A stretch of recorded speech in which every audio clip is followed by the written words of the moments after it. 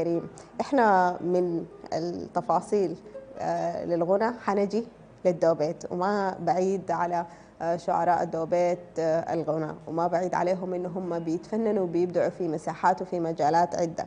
ابو بكر الأعسر، اهلا وسهلا بك ومساء الخير عليك. يا أخي مرحبتين أستاذة، وإن شاء الله يا أخي نكون إضافة حقيقية، وشاكر جدا قناة الشروق لإتاحت لنا الفرصة دي.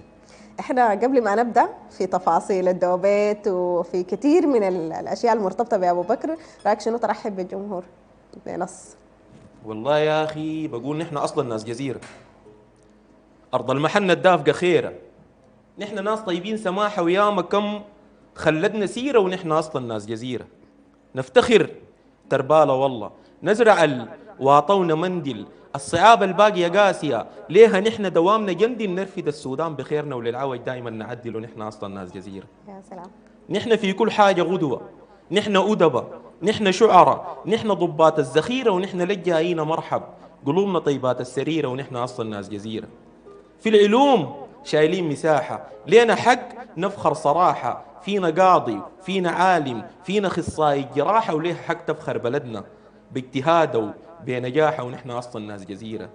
ما بنفرق بين قبائل، هذا جعلي، هذا شايقي، ولا محسي، ولا كاهلي، ديما ضاربين بالدلائل، واسألوا التاريخ علينا، ما حصل ردينا سايل، ونحن أصلا ناس جزيرة. يا سلام، والله تحية لكل ناس الله يديك الجزيرة، لكن العافية. ده تحيز كبير يا أبو بكر والله أنا للجزيرة متهم بالحاجة دي تحديدا. طبعا. طيب ما تودينا معاكم مغت، البداية والنشأة والميلاد. والله يا أخي أولا أنا كأبو بكر الأعزر، مهما قلت ومهما اتكلمت عن قرية مغد كأفضال علي، أنا ما بقدر أوفيها حقها. فقرية مغد للناس ما بتعرف، والناس الممكن ما عندها المعلومة بالتراث السوداني، كل أغاني التراث السوداني الآن المقدمة، والآن اللي بتطرب كل وجدان الشعب السوداني، هي أصلا من قرية مغد.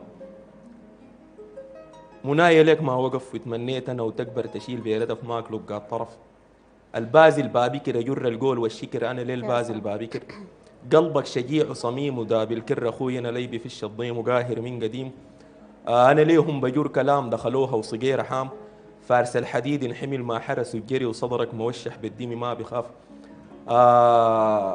سيد بيتا كبر زينو حق قال للرجال وينو الليلة.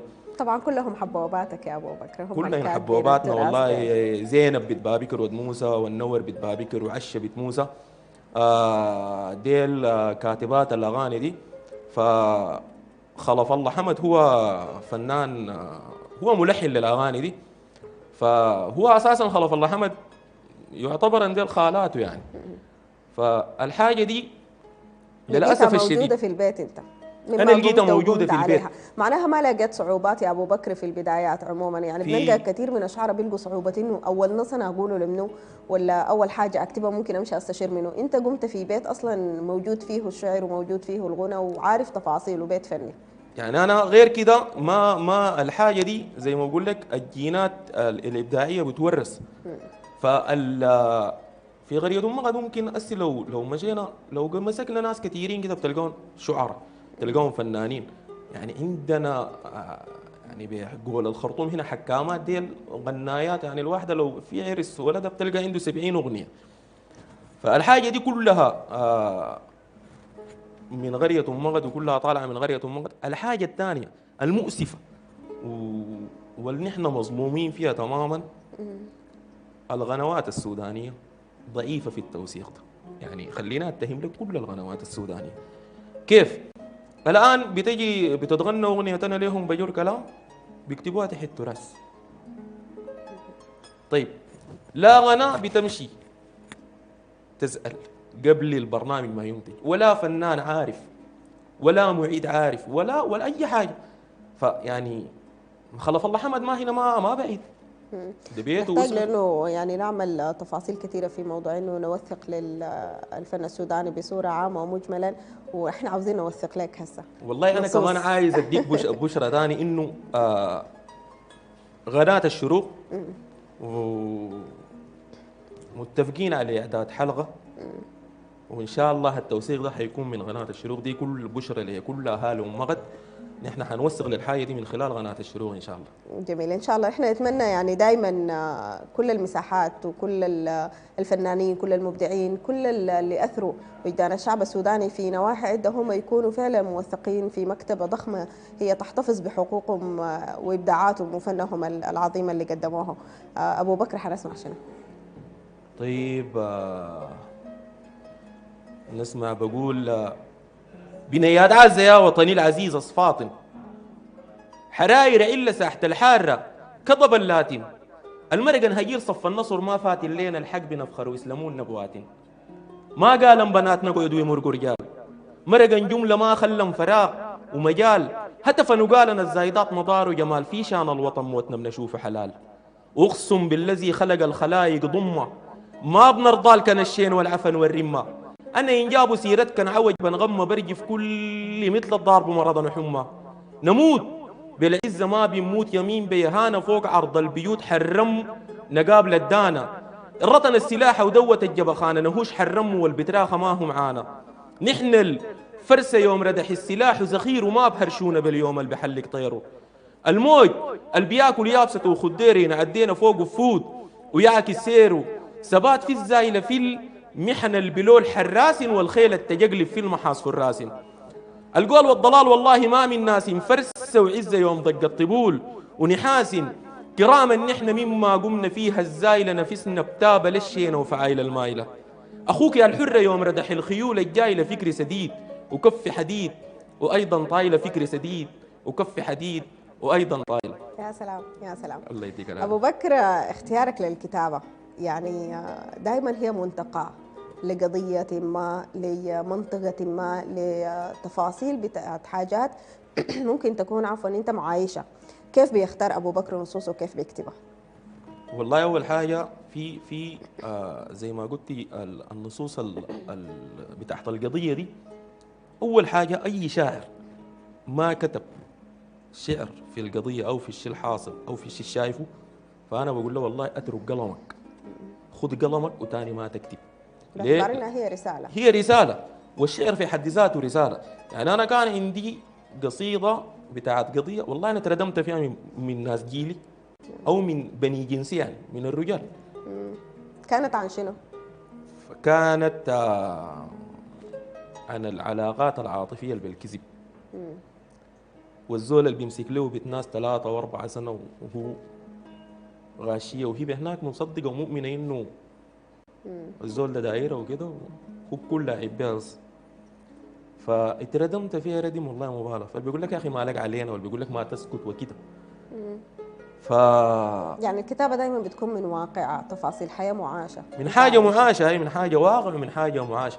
اما النصوص الثانيه اذا كان نص عادي او نص غنائي، النصوص الغنائيه دي نصوص مصطنعه بتتصنع صناعه. يعني ما في نص غنائي الهام شاعر. النصوص الغنائيه دائما صناعه. اي نص غنائي سواء كان عاطفي، ممكن العاطفي يكون حاجه تهبش حاجات الناس وبرضه صناعه. اذا كان عاطفي، اذا كان اي قضيه ثانيه دي حاجه. لكن مثلا عامه كده النصوص الغنائيه هي صناعه للشاعر بس. رغم انك ابو بكر يعني من الشعراء اللي عندهم نصوص غنائيه كثيره جدا، وكثير من الفنانين اللي هم تغنوا لك. والله انا غنوا لي كثيرين، والان في الاستديوهات عندي غنى مع فنانين، وان شاء الله بيطلع في الايام الجايه دي. وممكن يكون هنا يعني حصري على قناه الشروق في عمل ان شاء الله مع الفنان صديق عمر. بيطلع في الايام الجايه دي منتصر هلاليه، علي الشيخ. موعودين باعمال كثيره ان شاء الله. طيب ما تدينا واحد من النصوص؟ طيب طالما انه عرجنا على النصوص بتاعت القضيه، اديك نص قضيه. فبقول هو الحب شنو؟ هو الحب شنو؟ فاكرين انه يا اخوانا سو كلام خدمة قريبة وبلمسة وحبك طرد مني المنام. فاكرين انه يا اخ قعدة نجيلة طقطيق اصابع والسلام. ما ناس كتير غاشين بعض تحت اللي بيسموه الهيام وهريت شنو. إنعل أبو الريض الصبح سلعة بتجربة الجهال، وإنعل أبو الحب الصبح جوانا أصبح بيته مال منعول. أبو الحب الخداع فيه بالجدع العيال ما يقوم والدار اتملت، وكل السبب غشاها بالحب والخصال. هو الحب لعب، هو الريد لعب، جامعات بدل تعليم بقت استغفر الله العظيم. الواد شفت لبيس كمان وما شفت ووب الواد حليم واستغفر الله العظيم. ويا انت هوي ما شفتها، البيت مولع طاق نار، كلم لي تسنيم تغنيعة، وقروشي هسي وحاضرة حار ثواني يا ودي يا شفت هسع.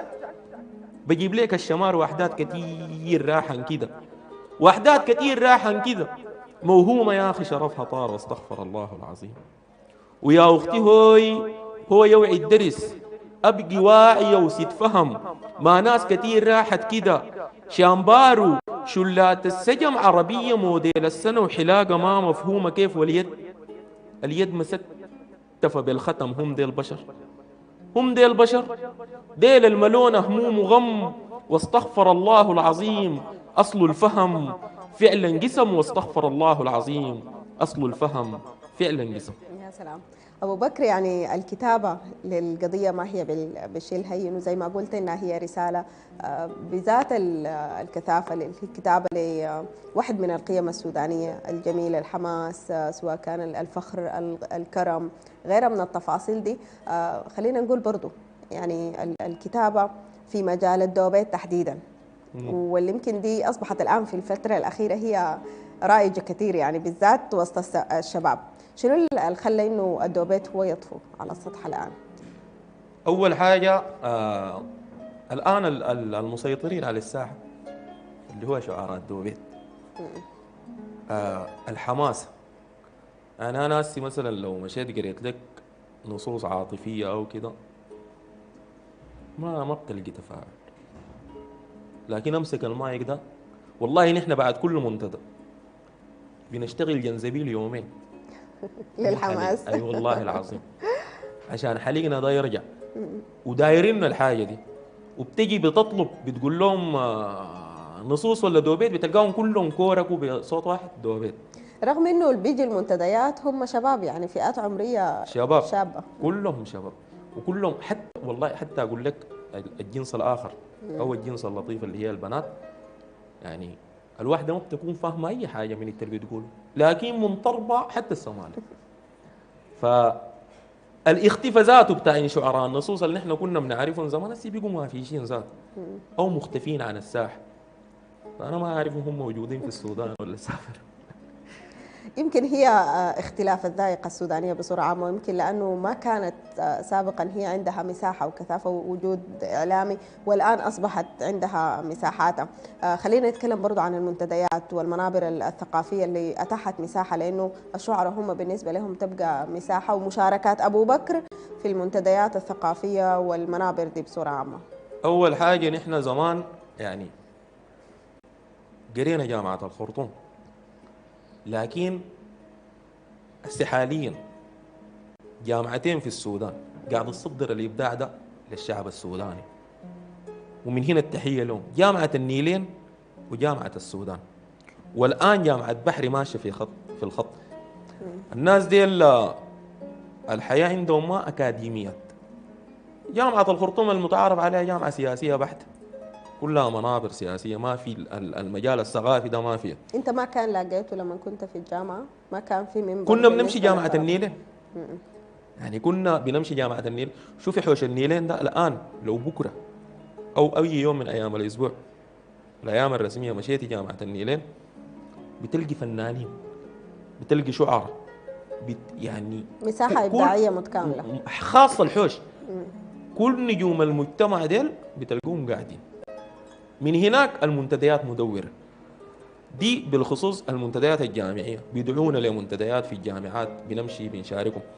أما في المنتديات الثانية الليالي الثقافية اللي بتكون الليالي الثقافية، أولا تحية لمنتديات المنتدى روايع الإبداع الثقافي، وعلى راسه أخونا إبراهيم البدري شمبات، منتدى ليالي الخمجان، صدر المحافل، أستاذة ماريا اليمني. فدي كلها منتديات نحن يعني بنعتبرها حقتنا، بدون دعوة بنمشي نشارك. ليه؟ لأنه ممكن الناس يكونوا يعرفونا. ومنتديات مدورة أسبوعيا، يعني الخرطوم دي لو مسكتيها بتلقي فيها في الأسبوع يعني عشرات المنتديات. فالحمد لله في حركة ثقافية ذاتها في الخرطوم. جميل. ابو بكر، طيب ما تسمعنا، رايك شنو؟ انت ما عصرت عليه؟ احنا ما عاوزين نحرم المشاهد الكريم من انه هو يستمع لاكبر عدد ممكن من النصوص. طيب سمعك. بقول من بتر الجزيرة وللمناقل جوا عربا فيهن العز والمتان والقوة. ساحة الحارة يوم صهل الخيول والعوة شقاقين صفوف وقت الرجال تتلوى. أهل الفرسة يوم الناس تزحت الضارة، وأهل السبت ساحة الحارة ينقر طارة. أهل ثبات أهل العزة أهل جسارة، أهل الطامة في العكل بطير صقارة بتب بالعزة يوم ما يقولوا عربي جزيرة. بفخر بيها بلدا ما انقطع يوم خيرة. أهل الطيبة بين خلق الله سمحين سيرة، وأهل الطامة يوم ردح السلاح وزخيرة فيهم بكتب الغافية وبسيه غناي. إما قلت فيهم ذات شم معناي. أهل الحاكو كرم الطاي علو سماي ضيف الهجعة بتقولوا الغليل كفاي وين المثلهم ربط الزلط للضيف. طلاق في ثلاثة فراسا يتم الكيف. أهل الخير هم العم الحضر والريف جرارك حوبة ساحة الحارة شوفهم كيف. كرم الخوسة والدم المسل جداول حسن رجال تكرم أصل تب ما تحاول. خير أهل المدفك في الخلوق متداول مجابوه ناقص يا ولد قوم ناول. عزة وحات أبوك يا هج جزيرة وناسة والخيل التجقلب في المحاس فراسة. إن ضاقت عليك حر اللطام ضواصة صيح ليهن عرب. الحارة بيبقوا أساس أهل الشوم وأهل الروم وأهل الغم وأهل الصاق على الفايت الحدود. حرم العكب سلاح صحت الضرب والدم بشق صفوفة. مهما كان عدوهم كم بشق صفوفة. مهما كان عدوهم كم بشق صفوفة. مهما كان عدوهم كم. يا سلام، ما قصرت على أسد الجزيرة الله يا أبو يديك بكر. الله يكرمك. بالتجوال يعني في مساحات مختلفة في حياة أبو بكر، وكيف إنها هي كان عندها تأثيرها في حياته بصورة عامة وفي كتابة النصوص تحديدا. فترة من الاغتراب عشتها، كيف كان تأثيرها على أبو بكر الشاعر؟ والله أول حاجة إذا كان في زول عنده الفضل في ظهور أبو بكر الأعزر وفي ظهور الاسم ده، الشاعر محمد الحسن بن عوف ربنا يرد غربته. فمحمد الحسن كان بيقول لي يا أبو بكر أنت الناس أنت بتكتب لكن ما في زول بيعرفك.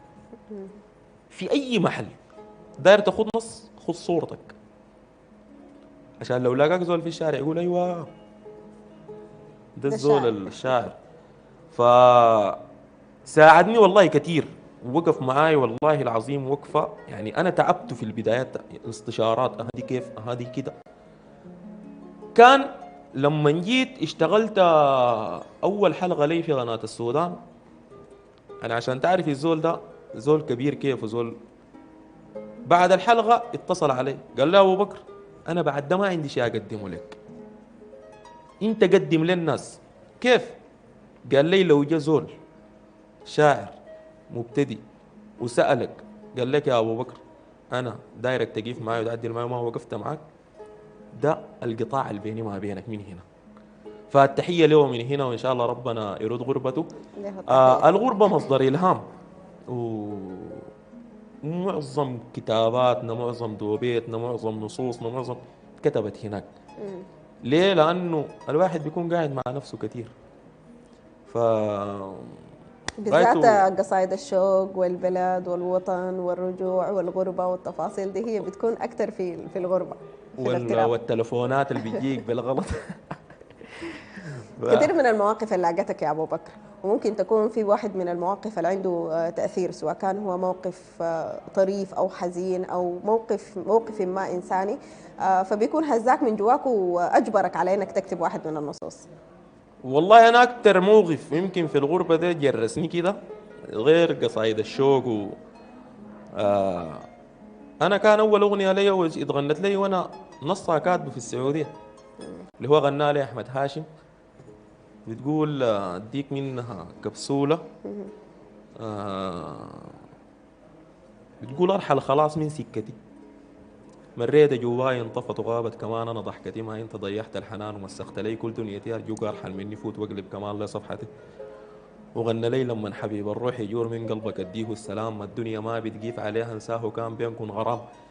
دي كلها نصوص اتكتبت هناك اللي هي الشوق. اتكتبت باحساس معناها، ما كتبت صناعه. ايوه. دي بينه لما قلت لك في حاجات كده بتجيك باحساس. ف تاني هو القصايد بتاعت الغزل، المرابيع بتاعت الغزل كده. جميل.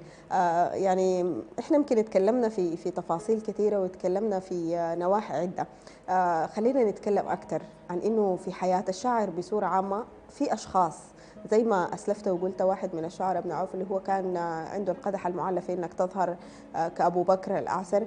بالضروره بيكون في شخصيات ثانيه، سواء كانت من الاهل من الاصدقاء اللي كانوا هم يد ثانيه بتعاونك في انك انت تمشي في مسيرتك كشاعر. والله انا التحيه للوالده من هنا، والله دعماني شديد، دعمي كده يا اخي. انا بداياتي بتسمع نصوصك. بتسمع نصوصي، و يا اخي نغماتي دي يعني كانت بتكشر بها ذات. تحيه لها من هنا وربنا يديها الصحه والعافيه. فالنغمات دي لو في زول ساعد في انتشار نغمات ابو بكر اللاعسر، والله الوالده. النغمات اللي هي النغمات اللي بتكون موجودة في التليفونات وكل البرامج شركات لحنا شيل الاتصالات بصورة عامة. يضغط نجمه وشيل النغمه. فمتى ما يجوا يقعدوا معاه ناس شيلوا نغمه ابو بكر، شوفوا نغمت. فانتشرت والله، وسبب رئيسي أهم لا. شيء اديتها معاه في لا قاعد الأرباح ولا نتقاسم لسه؟ قاعد نتقاسم. كويس، يعني ما راحت لا لا ما عليها راح السيد. حقوقها. أبو بكر رأيك شنو تسمعنا؟ طيب انا حسمعك المره دي غزل، جميل، نسمع. مع انه انا الغزل حقي ما قاعد اقراه، لكن الليله بننجلد. جميل. فبقول تتاتي المشيك الوزينه، وبالسين سهام عينيك دي بتاع زينه، بالنون والغلم بيصاد بزيد تحصينه، بالياء ثم ميم سمحه وخدود هرتينه. عرفت الاسم ولا ما عرفته؟ تسليم. حاس بروحي من تعب البدورها أليم، ساكن ريتها في جوايا والله عليم. يوم حسيت وودوني المشافي سقيم، قالوا لي الفصيلة كتبت أوه تسنيم. تسنيم المثل بدر التمام الهلة، شوفتها تزعد الزول المصاب بعلة. أنا يا صاحبي في صلوات يقول لا حول، قول تسنيم ولي تسنيم وعاد يا الله. الصيد المثل حور الجنان وصافه، يكهرم ماسه للزول البعيد الشافه. أنا العاجبني غير حسنه وسماحة هافه، زي مهر الصبق عالي وغليد أردافه. تسنيم آية، تسنيم زوج، وتسنيم جنة، مثل قلب الرضيع مليان سماح ومحنة. قلبي من زمان لا دق لا يوم طن، مما شاف عيون رطن وقال لي كتين نو. أقول الحاكة الدقشت قبيل الوادي، ولا الفاغة الحور في الجمال بيغادي. أنا يا صاحبي عاد شفت تبمو عاد طشيت، واندلهت وخبري جابوا الرادي. الدكتورة عادل بيشبهوها قلال، انضمت تشوف الشهد يدفق وسال، غير ما انه سمحة وراسي هادية بال. كملو الزينة قدلتها وبدورها حلال، كملو الزينة قدلتها وبدورها حلال. يا سلام يا سلام. الله يديك التحية لتسنيم. طيب، التحية لدكتورة تسنيم من هنا ليه التحية. هي. نحن كمان بنحييك أبو بكر، وأنا يعني في كثير من التفاصيل اللي مشينا لها في حياة أبو بكر، يمكن في مساحة فن غير الدوبيت وغير النصوص وغيرها. أبو بكر كان من في أوائل حياته غنى في الدورات المدرسية. هل ممكن تخلي مجال الشعر وتمشي لمجال الغنى بما أنه هو كان بداية الأولى لك؟ والله يا أخي أنا بدايات الدورة المدرسية كنت بغني، و لكن أبوي قال لي تاني ما تغني. قال لي صوتك شيء ما تغني. لقيت في مجال الشعر أحسن. هاي قلت له خلاص خليته. فشاركنا الدورات المدرسية. ممكن أنا أذكر اسم شخصية هو يكون ما متذكرنا الآن. أنا دفعتي في الدورة المدرسية الشاب سعد. لهم التحية. الشاب سعد، ومن هنا له التحية. كان شاركنا في الدورات المدرسية على محلية المسيد وكده شاركنا بمدرسة مغد. الحمد لله، يعني ما حصل شاركنا في حتة ما جينا منها بميدالية والله، والحمد لله رب العالمين. جميل. مدرسة مغد الثانوية والله كنا رافعينها ميداليات بالميداليات، وكانت ما حصل مشى إصطاف من مدرسة مغد مشارك في دورة مدرسية في حتة والله ما جينا راجعين بميدالية واثنين للمدرسة. يا إن سلام. شاء الله ربنا يوفقهم، ومن هنا إنه يهتموا بالمجال الثقافي داخل المدرسة. اتجهنا تاني لشغل صناعة الغنى والتلحين. أنا كل الكلمات اللي أنا كاتبها دي كلماتي والحاني أنا، فبقينا على تلحين بس الغنى خلينا. أبو بكر والله نحن سعدنا جدا بالمساحة دي يعني، ويمكن هي مرت سريعا من خلال التجوال في حياتك وفي مختلف التفاصيل، وعرجنا حتى في شعرا ويعني لحنا وفنا في كل التفاصيل اللي انت كانت موجودة في حياتك. مساحة أخيرة ماذا أنت قائل فيها قبل ما تختم لنا بنص؟ والله مساحة أخيرة، أول شيء التحية لأي زول، ما عايز أعدد أشخاص، لكن لأي شخص بيعرف أبو بكر اللاعزر، والتحية لأهالي قرية مغد بصفة خاصة. شاكر جدا جدا لكل فرد في قرية مغد على الدعم اللي أنا لاقيه منهم. شاكر جدا جدا لإدارة نادي مغد، وهم الآن من ضمن العشرة فرق المؤهلة الدوري الممتاز، وإن شاء الله يا أخي التوفيق ونشوفنا السنة دي في الدوري الممتاز. التحية لرئيس نادي قرية مغد السيد محمد بن عوف أبو عواب. التحية لكل فرد، التحية لصاحبي وصديقي جدا السير عثمان الأخضر. الزول ده أنا في أي منتدى بمسك المايك بكون خايف إنه الزول ده يجي علي، وحاجة زول يده قدر كده. يعني أنا انضربت من الزول ده ضرب ما عادي. التحية ليك من هنا أبشر أبشر وبيضرب. يا سلام. فالتحية له من هنا يا أخي، وإن شاء الله يا أخي تكون هو حاضرنا الآن لهم التحية كلها. فختاما أنا شاكر جدا جدا مرة ثانية لقناة الشروق ولإتاحتها لي الفرصة دي. وزي ما كنا وانت عايزك تكوني وعدي من هنا لأهالي أم غد إنه الحلقة بتاعت التوثيق بتاعت أغاني قرية أم غد تكون التقديم انت. والله أنا أسعد جدا يعني، وأنا أحتفي بأنه أكون موثقة لقرية أم غد لكل التفاصيل الجميلة الموجودة فيها، لكل المبدعين الموجودين فيها. ويمكن هي مساحة نحن بنتمنى أنها تكون مش بس لقرية أم غد، لكل السودان. يعني أي مبدع في أي مكان في أي قرية في السودان نحن نتمنى أنه هو يجد حظه ونصيبه من التوثيق. أبو بكر والله إحنا احتفينا بك جدا، لكن برضو قبل ما نختم عاوزين منك نص. طيب بقول قدر ما تلقى خاوي واعتمد للنية، براها الزايلة بتوريك رفاقة النية. فيلمي دايما تلقى لك خلوق دونية، وفي ليال ليلة روحهم بالمودة غنية. قالوا النية زام لسيتها مهما قبل، خلها صافية حكم الزايلة ليه تقبل. عقلك خلوا فاتح اوعى من الطبل، احذر من تخاوي الرمة والبتهبل. محنهم قدود كل ما تزيد الضيق تقابل باسي من يمناك، وجدت رفيق زول الضحكة والنظم الملان تلفيق، ما تفخر بتب تقول معايا شقيق. خاول كل ما الضيق بك بتب وبسندك، لا تخاوي العرور الكل هم عندك. رفيق الخيبة ينقفيت بلوكا كيف عندك، ومحم الوطيس مازن بيكرب زندك. خاوي الديمة ليك ورب الضعاف حلال، لا تخاول بطبل للرجال شامال. الخوة بقت فسد ونميم وقوال، ما بتلقاها في الحارة وسترة الحال. خاول قلبه بالإيمان دوام مسكون، لا تخاول بفوتك فوق هموم مغبون.